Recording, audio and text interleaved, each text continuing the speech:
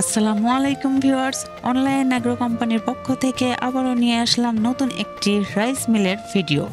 আপনারা দেখতেই পাচ্ছেন রাইস মিলের এক অংশ থেকে চাউল বের হয়ে আসছে, একদম ফ্রেশ চাউল। চলুন দেখে আসি আর জেনে আসি এই মেশিনটার সম্পর্কে। আপনাদের সেই কাঙ্ক্ষিত মেশিনটি একদম নতুন আর আপডেট ভার্সন 36।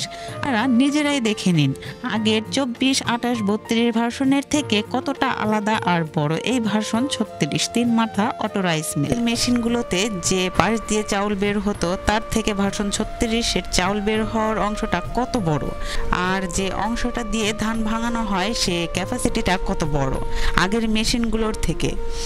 আগের হপারগুলো কিন্তু অনেক ছোট ছিল, ধান কম ধরতো, আর এগুলোতে দেখতেই পাচ্ছেন কত বড়।